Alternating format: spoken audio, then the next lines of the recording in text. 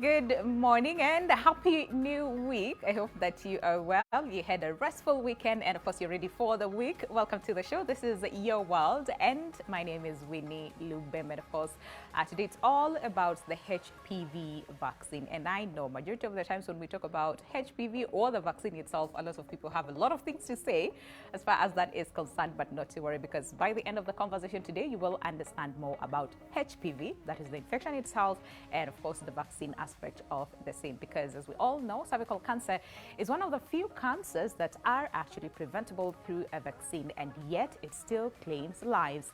The government rolled out the HPV vaccine in 2019. This follows a successful trial run between 2012 and 2016 in some 4 counties, targeting girls aged between 10 and 15 years old. And with January declared as Cervical Cancer Awareness Month, today we'll focus on understanding HPV, the vaccine, and of course debunk several myths associated with the same. So you want to stick around again, like I said, till the end of the conversation to really understand more about cervical cancer, HPV, the vaccine itself, and of course what you really need to know about the same. But again, just to set, the ground rolling and of course just really understand what the numbers look like, especially here in the country. Well, according to the Health Ministry, and this is according to the statistics that we have so far as cervical cancer is concerned, well, we all know that in Kenya, cervical cancer is actually the leading cause, and this is of cancer-related deaths and the second most common cancer among women, all right? So again, what do the numbers look like? Well,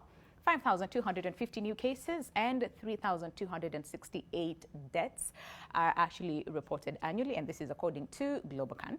Then 9 women die from cervical cancer every single day. Very high numbers over there. And then the number of projected, cervical cancer is, deaths rather from cervical cancer is projected to more than double, and this is by 2040, and that is 22 deaths per day, all right? Then again, really, really relevant figure that we need to also focus on as well. And then 70% of cervical cancer cases are caused by HPV type 16 and 18. And why exactly these 2 types? Again, we'll also be answering that question.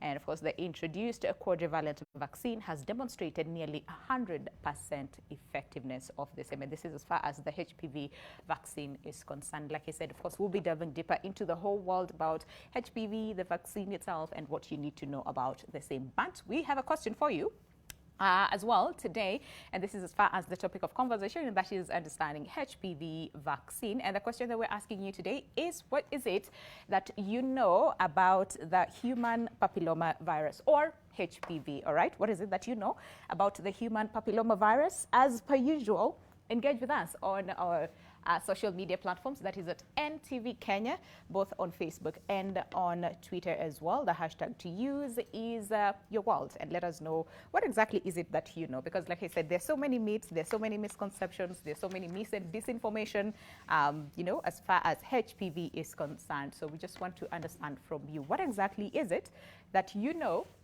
about the human papillomavirus. But again, if you want to call in live and ask, any question as far as HPV is concerned, cervical cancer as well, feel free to interact with us. The numbers will be down on your screen in just a second. So that's, again, like I said, by the end of the conversation, we all have a better understanding as far as cervical cancer is concerned, HPV, and, the vaccine in itself, all right? Remember, the question is, what is it that you know about the human papillomavirus? And let's take a look at some of the feedback, what you have to say as far as the question of the day, and that is, what exactly do you know about HPV? So do we have some that we can start with? A number of you are like, this is the first time me at Anaskia that human papillomavirus, all right?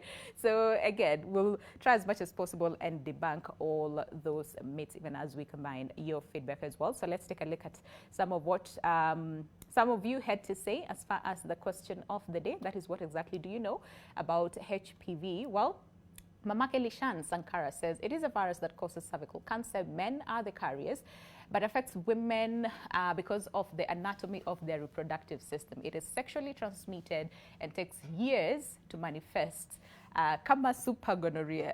We had a conversation on super gonorrhea just recently last week, all right? And then Blessed Lucy says the virus that causes cervical cancer, it is sexually transmitted. Mostly men are the carriers. Men don't have cervix, so they do not get affected. Okay, all right. Then someone else says, this is Benjamin Muga, who says it causes cervical cancer and high likely to affect the youth who are sexually active. All right, interesting feedback over there, but of course keep sending them our way. That is at NTV Kenya, both on Twitter and on Facebook, and tag me as well on Twitter at Lubembe_Winnie. We'll be looking at them even as we continue with the conversation. But to help us really understand more and know whether that is correct or not as far as the information you have, we have Dr. Lucy Meka, who is the head of division National Vaccine Immunization Program from the Ministry of Health. So good to see you this morning. Karibu sana. How are you doing? I'm fine, Happy New Year. You know me, I keep saying Happy New Year. Thank you for having me on the show. We've not seen each other this year, so I hope that you've had a better start to the year. Yes, and I hope you as well. Yes, thank you. All right, and of course we also have Dr. Kireki Omando, who is a consultant, obstetrician and gynecologist, and as well as the current president of Kenya. Hey, I have to say that word, pole. Obstetrical. Obstetrical, yes. Geez, and kind of Gynecological Society of Kenya, that is COGS. So good to see you again. The last time you were here, it was, again, early January, almost the same time as this year. So it's so good to see you. Karibu sana. Thank and you. Happy New Year to you too. Thank you very much, and Happy New Year, and I'm happy All right. And of course, let's just start with the feedback that we've seen. Of course, we'll start with you, Dr. Kireki. Yes. What the people are saying. Yes. True, not true, a bit of mis and disinformation, or they're accurate, based on the feedback that we've read so far? Well, just like in any information, yes, a bit of truth and a bit of myth and a bit of, mishmash, as it were. Yeah. First of all, let me thank you all for inviting us to the studio today to talk about cervical cancer, which is a big problem in this part of the world. Yeah. As the introduction, you showed us the cases. 5,250 new cases every year. Yeah. And this one translates into deaths, about 3,200 and almost 70 deaths every year, which is a big number. Yeah. And as you did the maths, it comes to about 9 women die every day. That's a very big number as well. This is tragic. Yeah, you know what basically this means is that every day 9 families lose a pillar of that family. Every day, 9 families lose a mother. Yeah. The children lose a mother. 9 families every day lose support. The government as well loses support from, because we know women are very industrial, very active. They do business, and also they pay taxes as well. So this is a huge loss, not only to the family, to the society and to the country at large. Yeah. Now, some of the comments that our listeners sent are interesting, and some of them are half true, and some of them are not.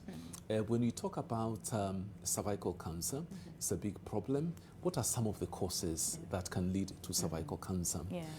It has been noted that some of the causes that lead to cervical cancer, number one, is obviously sexual intercourse, which starts early. Why is it that sexual intercourse can actually lead to that? Because if you start a sexual debut at, let's say, around 13, 14, maybe 15 years, the chances of you staying with that one person is remote. Yeah. So you may end up having several sexual partners. Or even if you decide that you're going to stick with one, the person that you are having intercourse with may have several others. So you may get that disease from one of them and then bring it back to you, even if you've decided that no, you're going to stick with one person.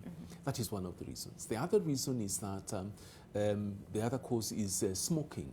We know that in cigarette smoke we have about 2,000 or 3,000 chemicals, and those chemicals will interfere with the natural development of the cells, not only in the cervix, but also in the body, reduce the immunity, making it more susceptible for infection and subsequent, infection by this. Frequent deliveries as well. So if you start having babies early, and you have many of them at a short intervals, what scientists have discovered is that there are micro injuries that happen during deliveries. And these micro injuries, now when there's an infection by HPV, they actually ride on those micro injuries, and they subsequently can lead to cervical cancer. All right. And we talk about immunity. When your immunity is low, Suppressed, especially in patients who have HIV, there is a word in Kenyatta called 1D, and this is where we have most of these patients who have issues with cancer, gynecological cancers, that is ovarian cancer, cervical cancer, and so on and so forth. It's very unfortunate because sometimes we see very young girls, in the early 20s or even 19 years, 20 years, who come with, stage 3, stage 4 cervical cancer, which we may not be able to help. So in as much as, yes, they are saying partly it is true that, this is a disease that affects sexually active women, it doesn't mean that all women who have intercourse are going to end up having cervical cancer. The beauty of it is that we have about 200 subgroups of HPV virus. But the ones which are virulent and the ones that cause the cervical cancer are actually those two, 16 and 18, even though there are others which have also been discovered to actually also, quote unquote, support the 16 and 18. That is why you have these vaccines which are quadrivalent, meaning they affect or they target 4 subgroups of HPV. And there is one which is actually being processed now, which is a nanovalent, meaning that it affects 9 subgroups as well. I think that's Dr. Mecca will talk about that in a minute. Yes, all right. And hey, something that you say that now I'm concerned, right? And that is, of course, the early onset of, intercourse, right? Yes. Which, again, is very concerning, like you said, around 13, 14. But now we're seeing even like at 8, at 9, at 10 years, we're starting to see, cases of the same early onset, right? Yes. And then something else that you also said, and that is getting babies early and getting many babies at the same time. And it's very interesting because now women are advised to start having babies early, but then again, when you start too early, it's like there's also a chance of it's just too much. But of course, we'll come back to you to just really help us understand how early is too early and how many is too many. Wow. All right? But let's talk to Dr. Mecca for a while. First of all, these numbers and even what Dr. is saying, and based on the feedback that we have in terms of people's knowledge as far as, HPV in itself and cervical cancer, how much of a concern is this? Well, this is very much a concern because if you look at these numbers, they are not stagnant. If we don't do something, you can see that they are going to double by 2040. So we need to act now so that we save lives. And the government has put in measures to at least reduce this issue of deaths and also sickness from cervical cancer. So we have a different three-pronged approach of approaching the issue, which has also been recommended by WHO. The first approach that is recommended by WHO is vaccination of girls by the time they get to 15 years. As we have had the human papillomavirus, HPV virus is the one which is the cause of cervical cancer. So if we have a vaccine against this virus, then the body is able to fight any infection against this virus. And then secondly, in case somebody begins to develop the disease, if it is caught early, then they have a better chance of getting to be managed, and then they will not progress to now more severe disease. So the second way that is recommended is to screen people, screen the women, and if we pass that stage, then there is still treatment, get early treatment. That is the third way. So we have adopted this approach as Kenya, and we are now vaccinating the girls who are aged 10 to 14 years. All right. Using the quadrivalent vaccine. Yes. Yeah. That vaccine, it is a vaccine against 4 strains. And we are targeting to reach 100% of these girls. WHO says 90%, but for us we are targeting to get to 100% so that they are all protected. Yeah. So that is what we are doing. All right. And we want all the girls to be vaccinated. Absolutely. Yes. Yeah, but even the same, I mean, with all the calls, as far as vaccination and parents to just avail their girls to get vaccinated, of course, there has been a bit of resistance here and there. A number of myths, which again we'll talk about, and myths and disinformation again, which Dr. you also mentioned as well. And of course, I want to believe this is some of the reasons why, again, we're not at the 100% mark yet. Ambitious target by what, July? Is it June or July is when the ministry aims to have vaccinated 100%? By June. By June this year, that is 2023. Yes. Hey, quite ambitious, but of course we'll come back to you to understand how far is the ministry with this program, and what exactly do you need to do to make sure that again we get to the 100% mark. But I'm sure someone is watching us and thinking, okay, there's several causes again to cervical cancer, which you mentioned. Yes. But since we're focusing on the HPV vaccine today, let's just delve deeper into the infection itself, that is the HPV virus in itself. And one might ask, so then how exactly does it cause? You talked about the transmission of the same, which most of the time again it's sexually transmitted. Yes. But let's just get to understand really how, and is it like as long as you have HPV, you will definitely get cervical cancer, which again is one of the questions that a lot of people have. So let's just understand how HPV again causes cervical cancer. Thank you very much. Well, because I think it is important that people understand what is the mechanism of getting this infection, and then how eventually does it lead to cervical cancer. First of all, as I said, there are about 200 subgroups, and some of those subgroups actually cause some different other diseases, which we know. For example, you have warts on the hands sometimes, on the knees. This is caused by HPV. We have what we call perianal warts, which are also caused by HPV. Men also do have penile cancer, which is also caused by HPV. All this is HPV. Now, what happens is, and actually that is the crux of the matter, why does WHO actually recommend that all girls get vaccinated in this period? Because what happens is that first of all, the immune system, which is, let's call them the soldiers of the body. Actually, most people can get HPV, but the immune system gets rid of it.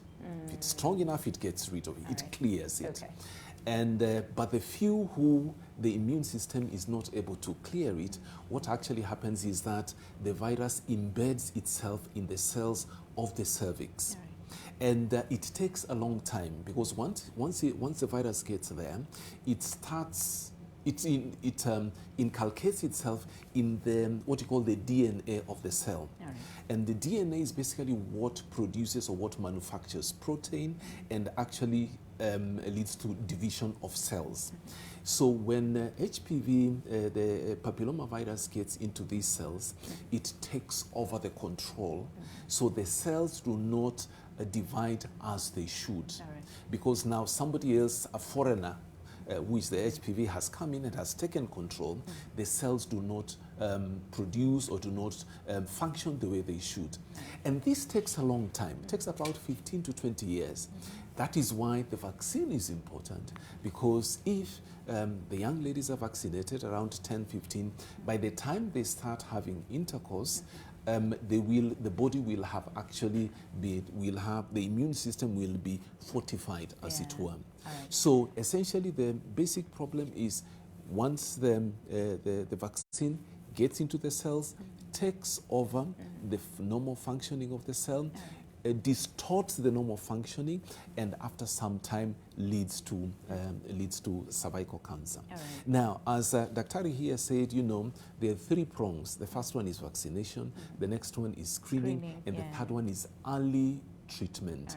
So if this disease is caught early, very early. I mean, 95% of ladies who've had, cervical cancer stage 1, they survive, and what we normally do is just remove a small piece of the infected, part of the cervix, and they continue living a normal life. So that is why it is important that we keep on hammering this message home.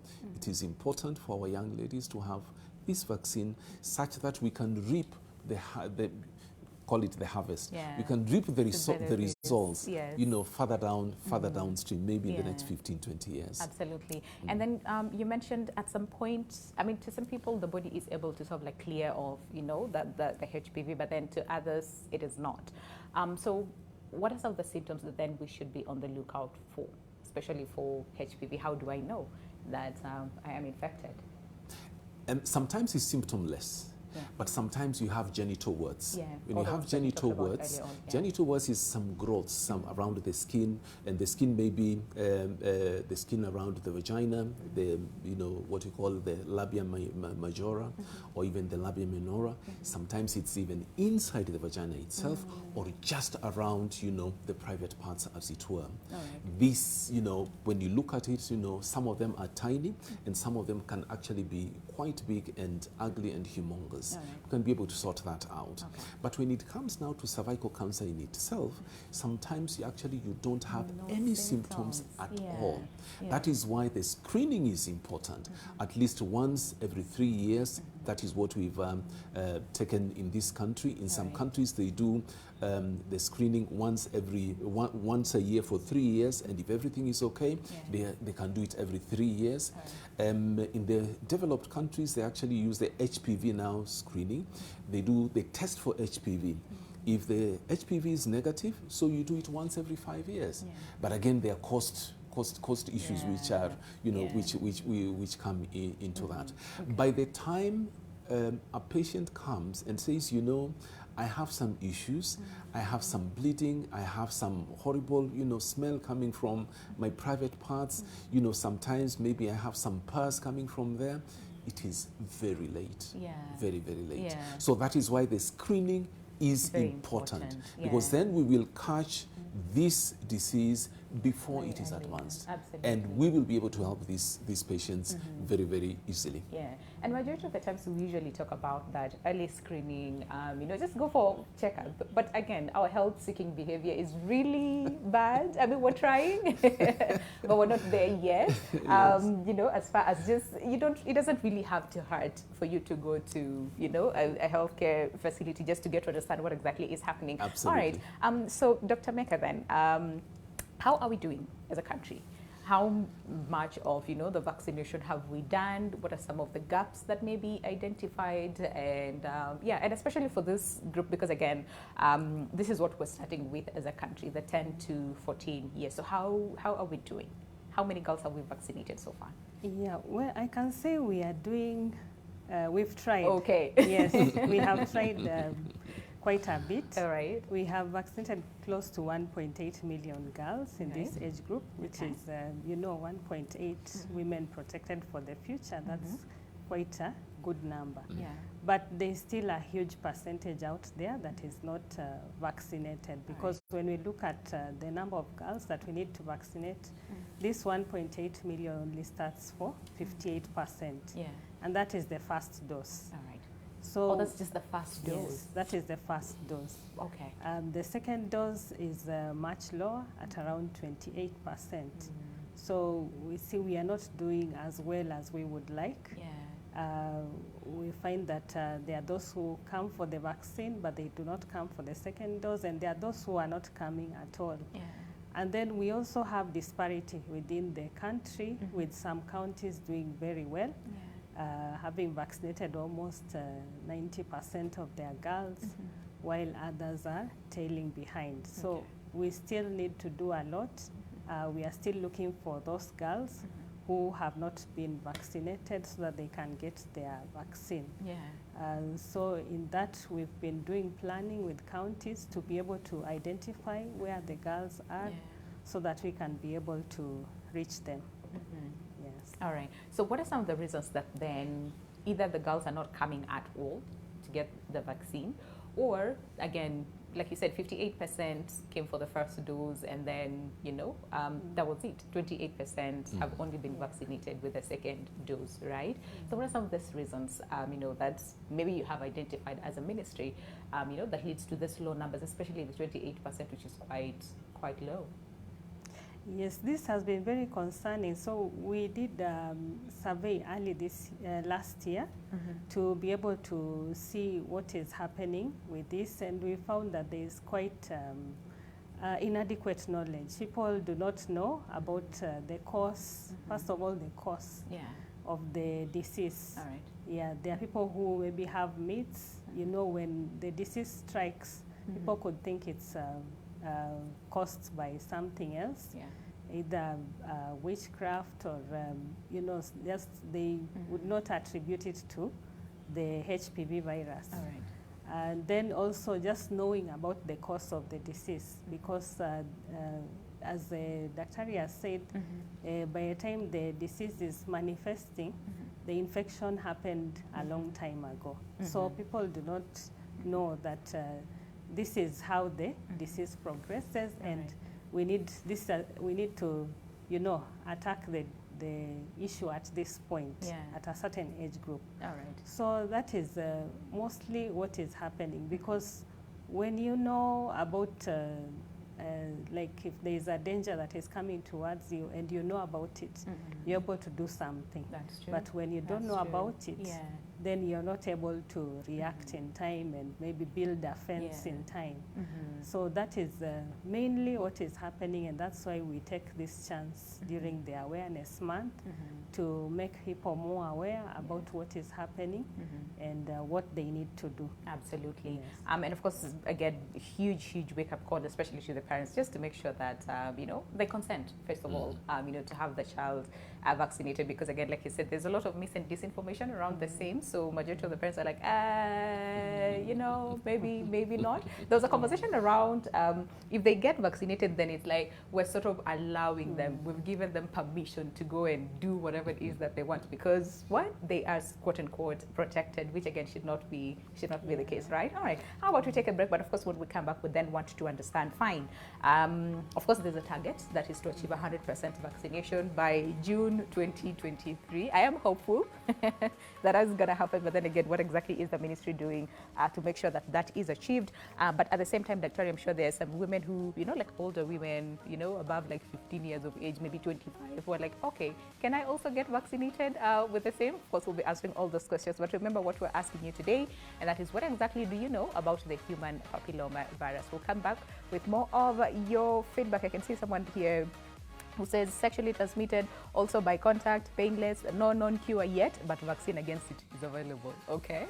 All right. So we'll be sampling more of your feedback after the break. But if you want to call in live and ask your question to either Dr. or Dr. Both are doctors. So to Dr. Kireki or Dr. Meka, feel free to also do the same. The numbers are down on your screen. But for now, let's take a short break. We'll be right back with more right here on Your World. Stay with us.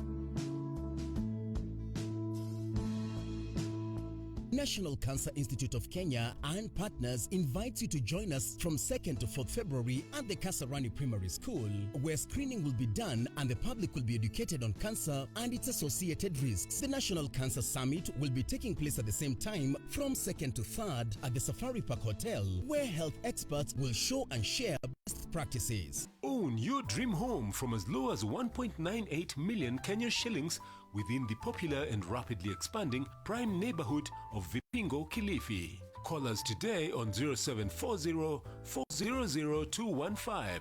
Import your dream SUV with Murray Daddy Motors. Just pay a deposit of 1 million shillings and the balance when your vehicle arrives. Murray Daddy Motors. Over 15 years experience in car importation and over 5,000 cars safely delivered. It had to be you. Recharge, get upgraded to make memories with your loved ones this new year. Anytime, anywhere. Star Times. Enjoy digital life.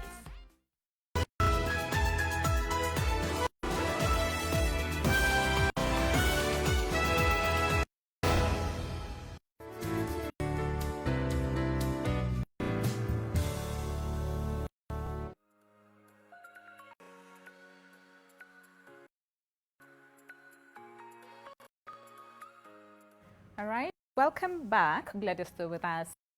Time, far much spent. But about the HPV vaccine, what you need to understand and know about this. Of course, the whole question about the mis and disinformation as far as HPV vaccine is concerned, we are debunking them today right here on Your World. But not forgetting the question that we're asking today, and that is, what exactly do you know about the human papillomavirus? All right, what exactly is it that you know about the papillomavirus?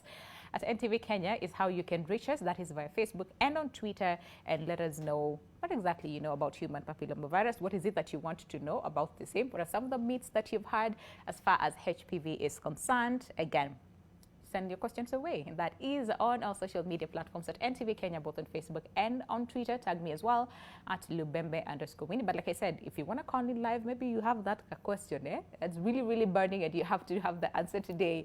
Again, we have doctors here in studio. We have Dr. Kireki as well as Dr. Meka to help us really understand the whole question about cervical cancer and, of course, the HPV, the infection itself and the vaccine as well. But Dr.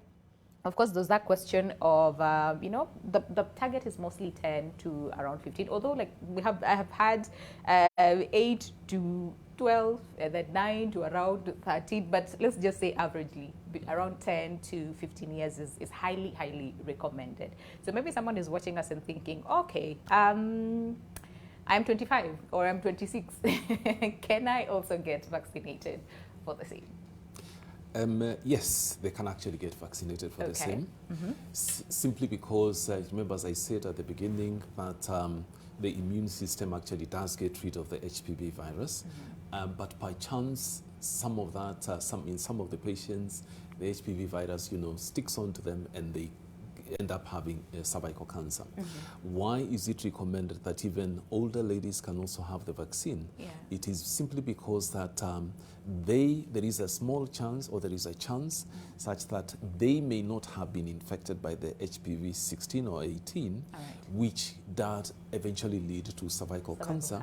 And therefore, by vaccinating them, you'll actually be protecting them against the infection of these HPV 16 and 18 and the other smaller subgroups, which can actually lead to cervical cancer. So yes, in as much as we are focusing on the younger girls, 10 to 15, which is prophylactic, but if a patient has started, she's actively involved in sexual intercourse, it is not what you call a contraindication for them not being vaccinated. So they can also be vaccinated as well. Absolutely. All right, Dr. Meka, have we started vaccinating older not yet, women? Not yet, because it's just a matter of prioritizing. True.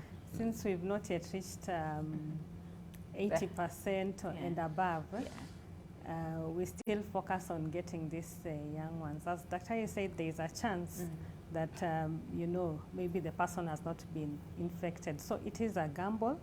But when we look at the younger age group, then we see that we'll get the maximum benefit for the vaccine from this younger age group. That's why we prioritize this age group. Once we have reached them and ensured that we have vaccinated all of them, then now that can be a consideration the way forward. Absolutely. All right, and again, like I said, we really hope that by June we're completely, done 100% vaccination of the younger girls, and then we can start with. Maybe even in June, after June, we'll still continue with what we'll call the routine cohort.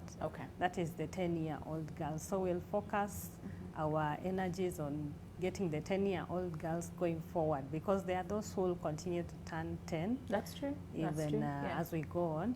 So we'll now focus on them, ensure we have high coverage. People are bringing their children to the facilities, and we have a high coverage in that age group as well. All right. Yes. Okay. So which is the county with the most, is it Nyandarua, if I'm not wrong? Which is the county that has reported the highest number of vaccine as far as HPV is concerned, and which one is the least? Because we talked about a bit of disparity here and there. Some counties are doing very well, and others, yeah.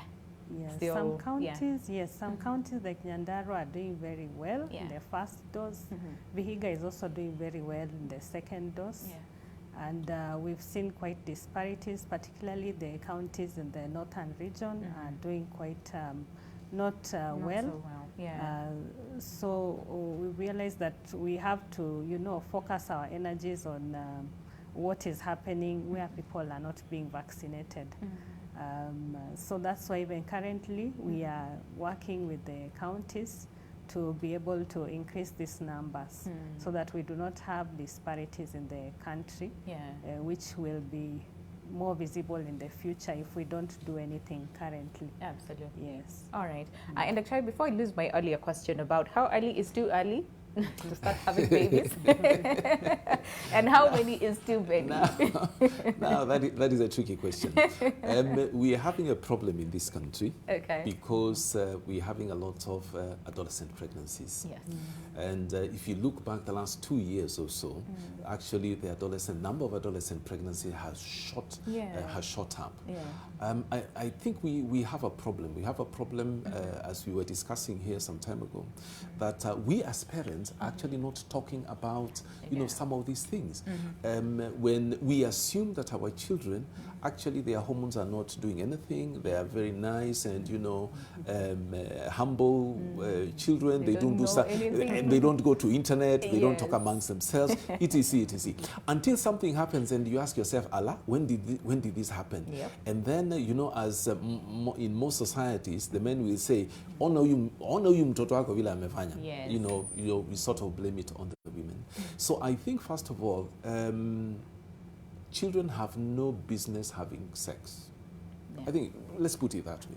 Because most of the time is that if you're going to have sex, then there can be consequences. And some of the consequences are, A, you can get pregnant. B, you can get sexual, you know, transmitted infections, and so on. And the consequences downstream are actually quite many. So the issue of how young is young, I think there is no way that the government can say, you know what, this is the time, you know, where you can start having intercourse. Some countries have actually put a minimum. They say around 16 years, it is okay. Others have different cutoffs, as it were. I'm not sure I can sit here and say, you know, this is the by this age. No. Personally, what I would wish for my daughter is that you finish your school, finish other things, because looking at the consequences, you get pregnant and you have not finished school, you have no skills, and you have a baby. Most of the time you've got this baby with somebody else who is as young as you, who also is clueless completely about life. You bring another life into this world. First of all, you are a baby yourself, and you're bringing another baby into this world. So eventually what happens is, at the end of the day, you have a cycle of poverty. You cannot fend for yourself, and later on, this young life that you are brought into this world cannot fend for himself or herself, and unfortunately, they continue the whole, you know, the whole process all over again. So my feeling is that we should concentrate more on talking and advising our young people about some of these things, and let them not think that if you have sex for the first time you can't get pregnant, or they do get, actually most of them get pregnant the first time, and so on. So we sort of have disconnected ourselves from the young people. That mentorship that used to be there, where you used to be sent, you know, during vacations, you go shags, you go and talk to your aunties, and you know, they are not there. And I think, and then of course there is the era of internet. There's a lot of information, most of it not very accurate, and our young people most of the time do not know how to segregate, say this is right and this is wrong. Okay. Parents, we've abdicated our duties to the teachers, and the teachers say, you know what, we have so much to teach at school, and this is also not part of the curriculum. So there is a gap which has been filled, as the adage says, you know, an idle mind is the devil's workshop, and the devil is doing quite a number of things, and we are seeing the effect, unfortunately.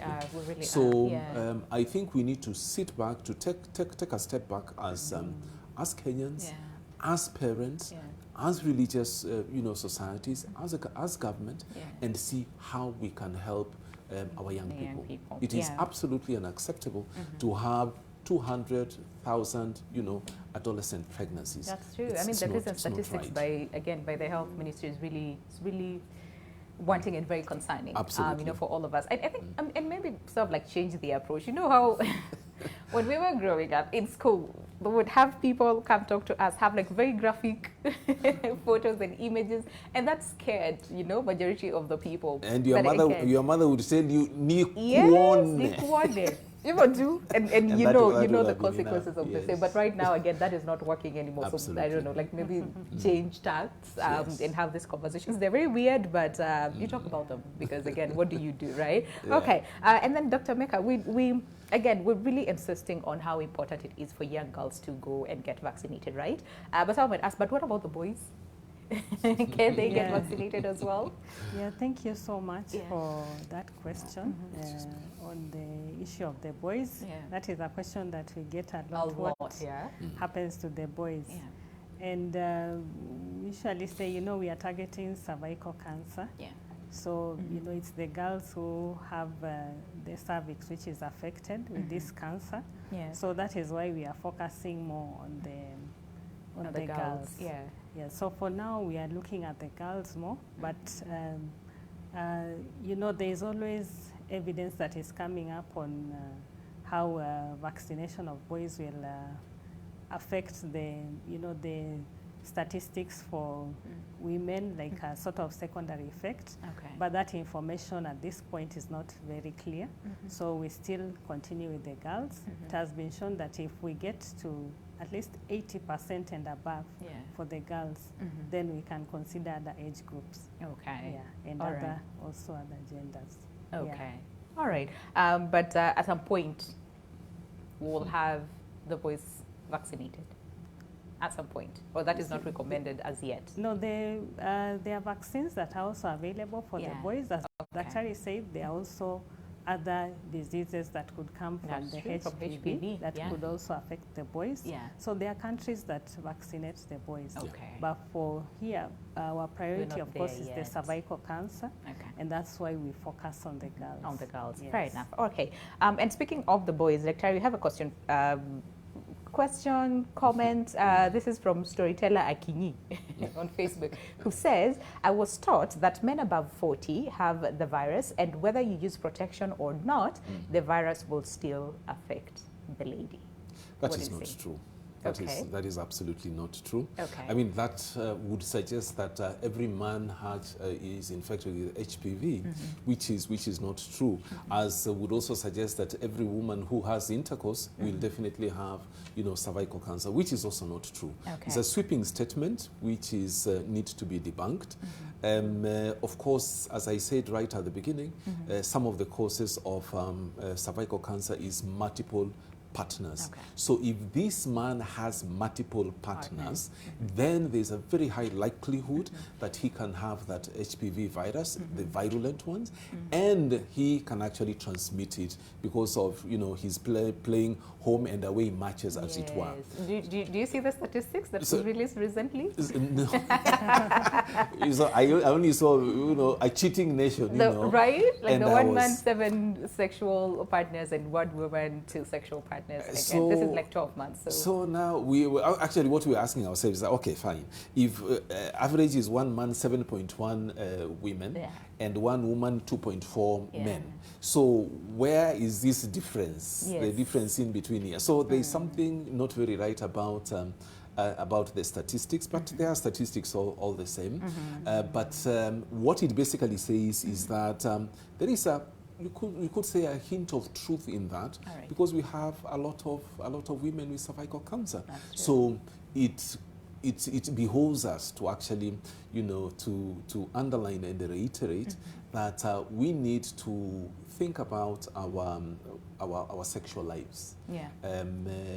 It is not very, I don't want to say it is not very good to suggest there's an element of goodness in it. It is not right. It is not right. It is not right. It is not right for you to have sexual, many sexual partners, because then we can see the consequences, especially on our ladies. Okay. And then again, very briefly on another comment, and this is as far as men who are not circumcised. Someone says that, hound your careers. Again, we don't have any data which suggests that. Right. And if that were to be the case, by the way, most European countries don't circumcise their men. So then they would expect actually to have more, more HPV, more cervical cancer cases in European countries where they don't circumcise men and other places. So, and consequently, again, conversely, where they circumcise men, they should be less. But that is not really not the case. So I don't think that is a right assumption. Absolutely. All right, so let's take a look at what then the WHO has recommended. But of course, again, Dr. Meka has talked a little bit about it. As far as, yes, this is the recommendation, this is what is working again. Because again, I think different countries have to see what works, what does not work for them. Absolutely. But very quickly, what the WHO is saying as far as the recommendations, if we can have that on the screen as far as, the vaccination is concerned. So, so the new recommendations are, among others, a 1 or 2 dose schedule for girls, again, aged 9 and 14 years. That is what we're doing as a country. And then a 1 or 2 dose schedule for girls and women aged 15 to 20 years. You've not gone to the 15 to 20 yet. But at the same time, 2 doses with a 6-month interval for women older than 21 years, which again, like Dr. Meka says, again, this is something that we'll be looking at in the future. But for now, the priority age is around 10, let's say what, 9 to 15, 10 to... Yes. To 15? WHO recommends 9 to 14. For Kenya, we are starting at 10 to 14. 10 to 14 years. Okay, all right, which is a good thing. Okay, so then the question might be, so what is the ministry doing to make sure that we achieve the 100% targets by June 2023? Like you said, 28%, those who have been fully vaccinated. But yeah, quite wanting. And June is just a few months away from now. What is the ministry doing? What are some of the measures that maybe you have employed just to make sure that we achieve this target? Yeah, so some of the measures that we've put in place, as I said, we are working in the county so that they can reach out to, at the county level, that's where the vaccination is happening, so that they can reach out to the various stakeholders, the parents, the teachers, religious leaders, so that they are all, that issue of we don't know about the vaccine, we don't know about the disease. And the safety as well. Yeah, we kill that issue. Safety. Yes, because the vaccine is safe. We've had people vaccinated before, and we just want to emphasize that they need to get vaccinated, the importance, why they should get the 2 doses. We also want to emphasize that as we go along, and urge the parents to bring their girls, not to have reservations. As you said before, some would be really wondering, but we cannot bury our heads in the sun. We have to know that if there is a danger coming, you need to ensure that you are protected. So that is what we are doing. This first half of the year, we'll be having an acceleration to ensure that we are able to reach the girls wherever they are. We have already done the planning. As I said, we have enough vaccine for these girls. So any girl who has not gotten the 2nd dose or the 1st dose can get to the health facility and also be vaccinated. All our health facilities are currently providing the vaccine alongside the other vaccines for the younger children, those who are below 2 years. We are also going to be conducting school outreaches to be able to reach those who are in school. So that is what we'll be doing this time, to be able to get to that number, be able to trace those who didn't get their the second dose, even if they have passed, if they got their second dose maybe last year, and they are, or the first dose another time, and they have passed 14 years, they should still come back and get their second dose, so that they have the full the full protection. Okay. So that is what we are doing currently. And of course, again, just to enhance effectiveness, is what, 2 doses within a 6-month interval. But again, like you said, even if you missed, on the 6th month, you can still come and get vaccinated. But then again, so what we're seeing, and especially with a country like Rwanda, which have like a very strong HPV vaccination, program.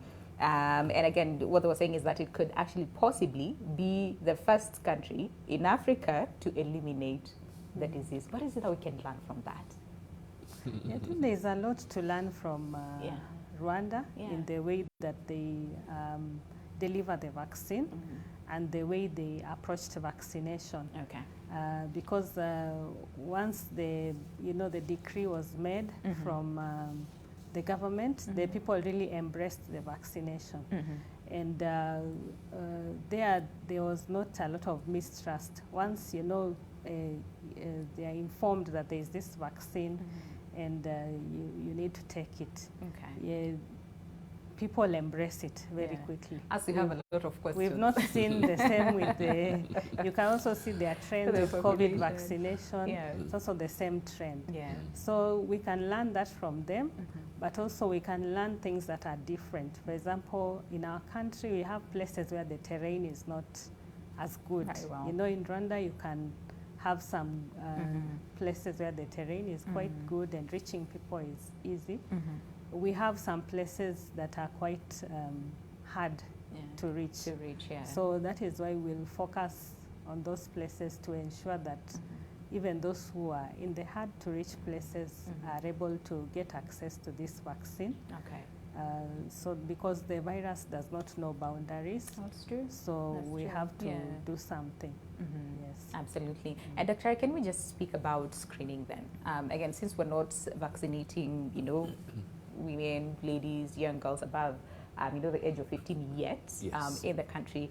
Can we just talk about then screening? How early should one start, going for screening? Is it an annual thing? Is it, spaced out? And what exactly happens during screening? During screening. Yes. Thank you very much, because that is something which most ladies don't know about. And actually, even during what I've noticed in my clinical practice is that when I ask that question, when did you last have a pap smear? Some don't know what a pap smear is. Some say, I've never had it. And others say, it was maybe 3, maybe 5, maybe 10 years ago. They are not too sure about it.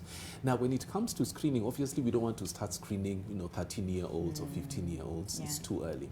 What is generally suggested is that 3-4 years after intercourse, then we can start thinking about that. In most countries, for example, in the UK, they don't do any screening until you're 26, 25, 26. How they got to that 25, 26, I cannot explain, but that is what they have decided as a country and as what we call the Royal College of Obstetricians and Gynecologists. In this part of the world, what we normally suggest is that please come. Once you've started, you have intercourse, most of the time is once you have delivered. And in some countries, actually, the screening is also part of the antenatal care. So when you're pregnant, when you see the first contact that you have with an obstetrician or gynecologist, that is also part of it in the ANC package. We haven't reached there, but we hope that we will, as our compatriot said, our dreams are valid. We'll get there. So generally speaking, women should be screened once every 3 years. And if there is an issue with the screening, the result is not okay.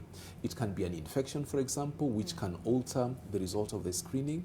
Then there is treatment. You can give them treatment, and they come back after they have had the infection, the treatment for infection.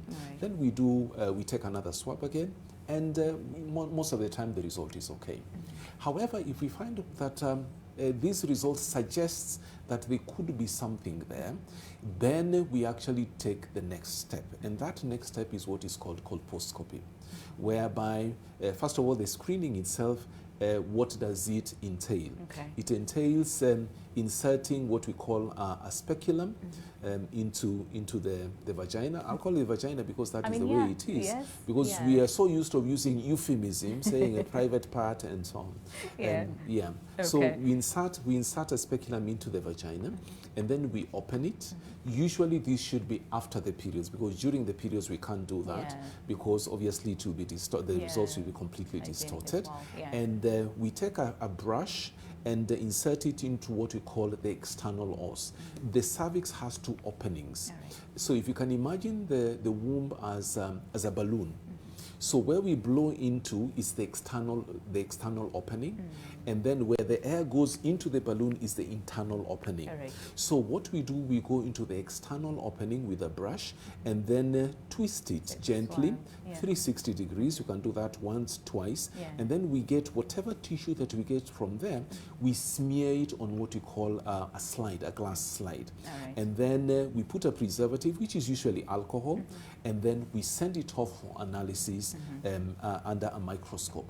And then that, whatever results we get from there is what we can actually see what the problem is. If there is a challenge, then the next step is what we call colposcopy, where we look at the cervix under magnification, and we put some chemical there so that we can see whether there are any changes, and at the same time we can actually remove a little bit of the tissue there, what we call a biopsy, and send it for analysis. Absolutely. All right, Dr.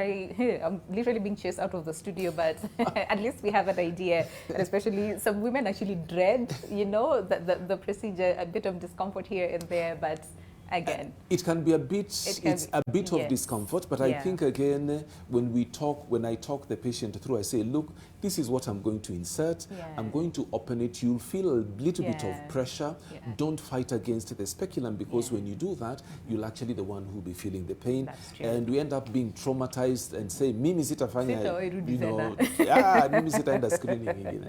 All right, Dr. Yes. So it's just important for us to have the idea of what exactly happens. But again, just take that step. You'd rather go get screened, you know, get to know what exactly is happening than waiting until, like we said, too late, when again, in a case of cervical cancer, it has progressed, which is not good. So as we end the conversation, literally, I'm just going to give you like 50 seconds each and to just end the conversation, when the conversation as far as HPV vaccine is concerned, and you know, what we need to know and take away from today's conversation.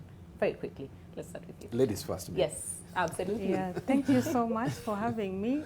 Mine is to urge all parents, guardians, brothers and sisters to please ensure that the girls who are 10 to 14 years old are vaccinated. The vaccine is available at our health facilities, where we are providing the routine vaccines for the children. So please take them there so that we can cut down this figure of 9 women every day. We do not want to get to the 20 women. We want to go back so that all our women are protected. So protect them for their future. Do it now, don't wait. That's true. Don't wait. All right, Dr. 10 seconds. 10 seconds. Mine will say that cervical cancer knows no class. So please come for that screening and go for that vaccination. So let us vaccinate, let us screen, and if it goes to that stage, then let us treat it while it is still very early. So please go for that screening. Thank you. Absolutely. And get your girls vaccinated. I mean, it's the least that we can do, especially now, you know, where it's just a lot happening in those age groups. But asanteni sana for coming today, Dr. Kireki Omanwe, consultant obstetrician. Hey, and gynecologist, as well as the current president of Kenya Obstetrical and Gynecological Society, that is COGS, as well as Dr. Lucy Meka, head of division, National Vaccine Immunization Program from the Ministry of Health. Asanteni sana, such insightful conversation we had today. But again, the question that we asked you, and that is, what exactly do you know about the human papillomavirus? Let's get to see what you had to say very quickly before we end the conversation. Brian Leanne says, sexually transmitted also by contact, painless, no non-cure yet, but vaccine against it is available. We looked at that. And then someone else says, this is Lilian Alilo. Daniel says, HPV is a virus spread through skin to skin contact or sexually. All right.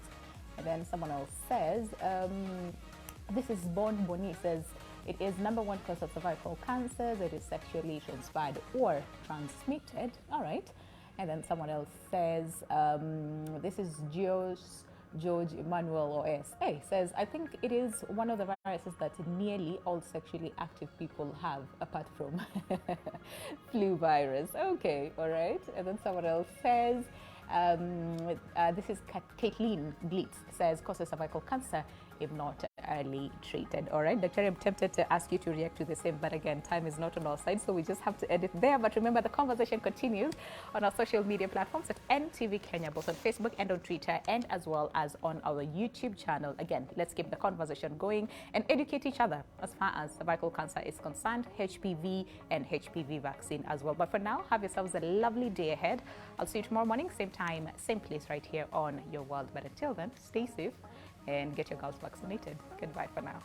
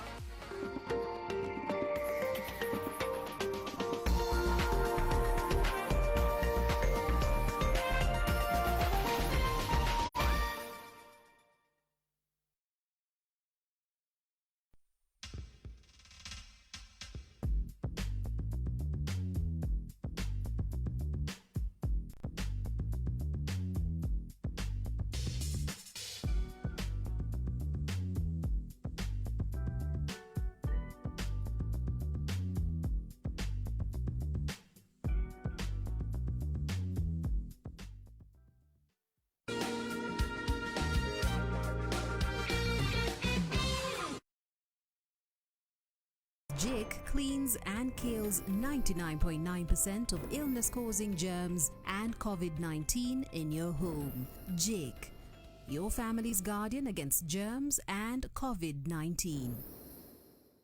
Could you deposit this check into my bank account? And make sure that no one knows about it, not Dad, not Gabriel, and especially not Isabel. Understood, sir. Okay, good. A lot of lives will be negatively affected if the company closes down. I know, Dad. And I'm doing everything I can to find out who sabotaged the company. They've been ganging up on me all night. Clean game? Are you kidding me? Come on, sir. I'm afraid it's time to go. Don't you dare touch me again! Do you even know who I am? Sir,